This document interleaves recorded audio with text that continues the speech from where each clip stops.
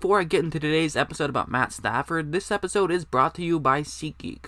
Of course, I'm sure you know what SeatGeek is unless you've been living under a rock. It's the best place to get tickets to concerts, comedy events, or sporting events. But you can save $20 on your first purchase if you use the promo code JKS. That's all you have to do. If it's your first time using SeatGeek, enter the promo code JKS, they'll take $20 off your first purchase just like that. There's the preseason going on right now. Those tickets are already pretty cheap, and so if you save $20 off, that makes it even more cheap. It helps support this channel if you do use the promo code JKS, so please feel free to do that. The link is in the description below. All you have to do is click on it and it'll take you right to SeatGeek, and then just enter the promo code JKS. It'll be $20 off. And so just do that if that's something you're interested in. And anyways, back to your regularly scheduled video. Matthew Stafford is an interesting player. You know, he was drafted by the 0-16 Lions, and things didn't really work out as planned right at the start. He got injured, and it took him a second to actually get going. You know, he got the nickname Stat Pafford, which is just stupid because, I mean, this guy has thrown for 5,000 yards and 41 touchdowns in a season. I think if anybody could do that, then everybody would. But, I mean, yeah, his first couple of years didn't really quite go as planned, largely because of injuries. He had a passer rating of 61 his first season, and actually, pretty hilariously, after the first couple of seasons, I was actually pretty happy that the Bucs decided to draft Josh Freeman and didn't get stuck with Matt Stafford.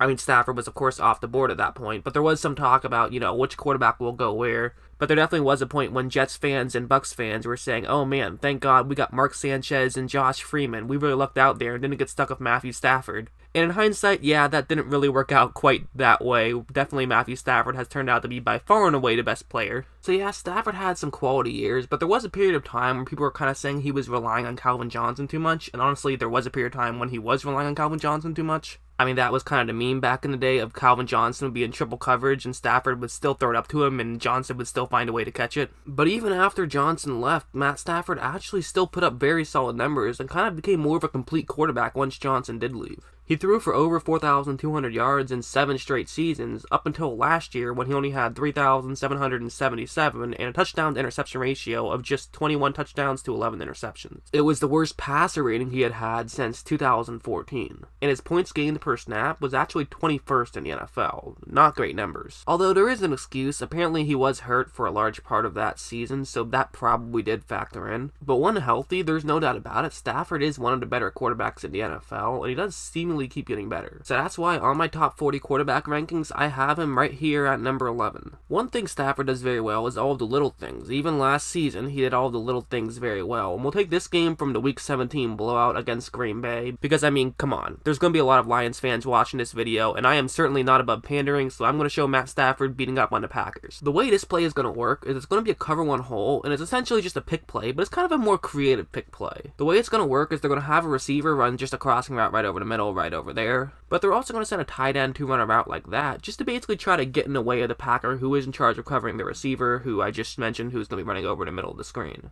And once you see the ball snap and the play is going to develop, that line is doing a perfect job of getting in the way of those Packers. So now Stafford's intended target is going to get open. But what I like about this from Stafford is look at how he throws this at the absolute perfect time. The second that receiver is open, there's no hesitation from Stafford. He's hitting him. They're able to make a completion and pick up a lot of yards. I mean, if he throws that one just a second later or a second earlier, that one's nowhere near as big of a completion. Of course, the receiver deserves a lot of credit for making the run after the catch. However, Stafford deserves a lot of credit for giving that receiver a chance to make some yards after the catch. If you do the little things well, you will receive big results. Timing is really something that I do like about Stafford, and here's another example of him just throwing the ball at the perfect time. It's going to be a cover one blitz, and they do have a receiver running that route right there, which of course is a great way to beat a cover one blitz. It's a route with a cut right over the middle, and routes with cuts over the middle are great ways to beat man coverage, and since there's nobody going to be in the middle of the screen except for the safety who's playing deep, this now means there'll be one-on-one coverage with a good route to beat man coverage, so this is where Stafford is going to look to throw the ball to once he realizes what the coverage is. And so as you see right now, this receiver is just getting ready to cut,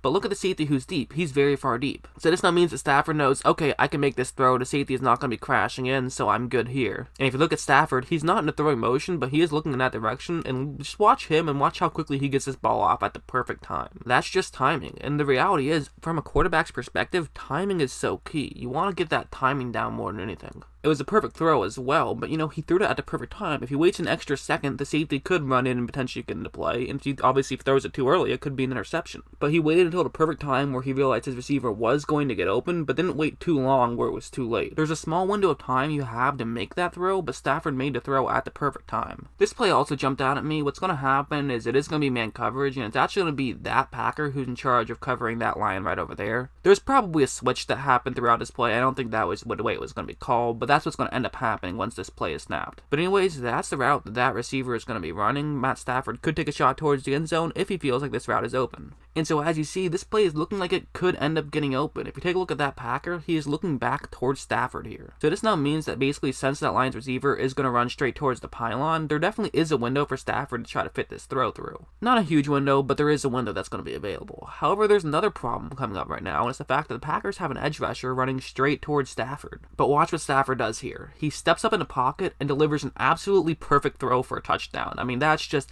an elite level play by Stafford. I mean, that's the other thing about Stafford that has to be mentioned, is the fact that he will make some throws that make you just go, oh my goodness. There's no doubt about it. My last video when I talked about Jared Goff, a lot of what I talked about was arm talent, but Matt Stafford's arm talent is just off the charts. Like, take a look at this play, for example. It's going to be a cover 3 zone, and the way this play is going to work for Detroit is it is going to be a play action, but they're also going to fake as though it could be a handoff to that receiver right over there to run right around Stafford. But of course, both of those are fakes, and the actual key route to look at will be the receiver at the top half of the screen running that route right there. So that's the route to look at. That's the one you'll want to take a look at once this ball is snapped and the play develops, as it is going on right now, and take a look at what's going on deep down the field. First things first, that Detroit Lion does have sort of the inside zone over that Packer who's supposed to be playing to the top half of the screen, but also that safety who's deep isn't deep enough right now. He shouldn't be adjacent with the Lions receiver. He should be at least 5 yards further down the field, honestly probably like 7 yards further down the field. It's bad positioning right here, and Matt Stafford knows it, and that's why he's going to take a shot deep. But anyone can realize bad positioning. It takes a special player to be able to make a deep throw 50 yards down the field and have it in pinpoint accuracy for his receiver to make a catch. And also worth mentioning, you might not recognize this play from last year, and that's because this play was not from last year. This play was actually from 2 years ago. I talked a lot about how Matt Stafford had a down 2018 season, so I figured I'll show some plays from 2017 to kind of remind you guys, oh yeah, this is who Matt Stafford was. If last year was a fluke, which I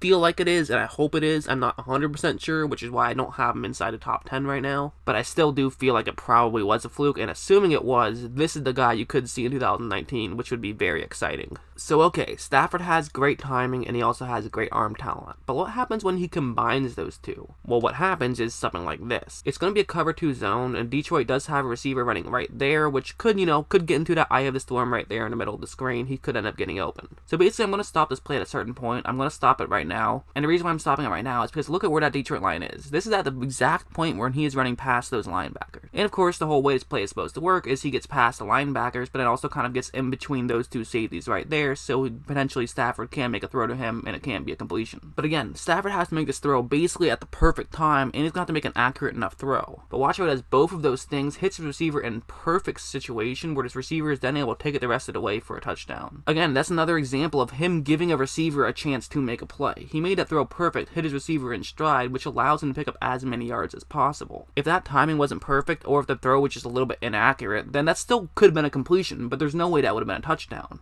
It probably wouldn't have been a completion either, but it definitely wouldn't have been a touchdown. And speaking of touchdowns, let's take a look at this inside the 5 type situation, where what's going to happen is basically if you look right there, it's clearly one-on-one coverage. Anyone with a brain can tell you that. There's only one Packer and one Lion on the left side of the screen. It's one-on-one coverage. We get it. And so what the Lion is going to do is simply just run a route to the bottom half of the screen, and a lot of quarterbacks would kind of just lob this one up, throw it in a situation where the Lion could potentially make a catch, but if he doesn't make the catch, well then it would just fall out of bounds because it would be overthrown. Especially on a first down and goal at the 3, that's what many players would do, and honestly I think that's what many coaches would recommend the quarterback to do. That's the appeal of this kind of route, is it's a low risk, high reward situation. But Stafford has a different idea. Watch his throw. I mean, he throws a laser, but it's perfect accuracy, and that's what leads to a touchdown. I mean, you don't see guys doing that. You see guys lobbing it up so frequently, but Stafford knows that, and that's why he made the throw in that way. If he puts more air under it, well then maybe the defensive back does look back and is able to knock the ball away. He kind of mixed things up to fool that defensive back, and I wouldn't be surprised at all if he told his receiver beforehand, hey, I'm not going to be lobbing this one up, I'm going to be throwing a laser here, so be ready instantly. It's kind of like how, in boxing, when you don't want to be doing the same thing over and over again, you want to be constantly mixing things up. Well, that was kind of similar to that, where, most most players will just lob it up, always doing that. I mean, how often have we seen Brady lob one up to Rob Gronkowski? However, not every team has a Rob Gronkowski, so Stafford kind of found a new way to make that play work without having to have a true number one receiver necessarily. You know, he doesn't have an elite jump ball receiver, but he still found a way to make it work right there.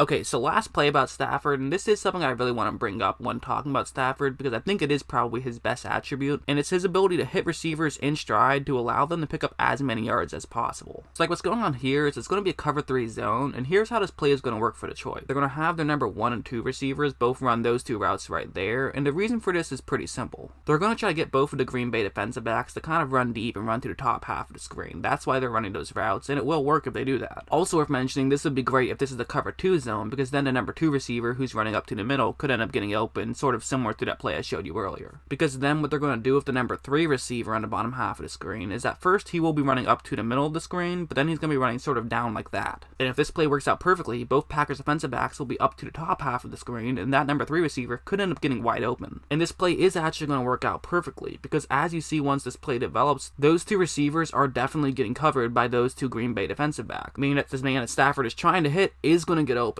But again, look at Stafford's throw. It's in a perfect spot where his receiver can make the catch, turn around, and pick up as many yards as possible. He helps him out, is able to get the touchdown out of it. That's Golden Tate right there. He helps Stafford out a lot. But at the same time, Stafford kind of put him in a position where he could help him out. Stafford helped Tate help Stafford, essentially. So yeah, that's my video on Matt Stafford. I hope you guys enjoyed it, and as always, thanks for watching.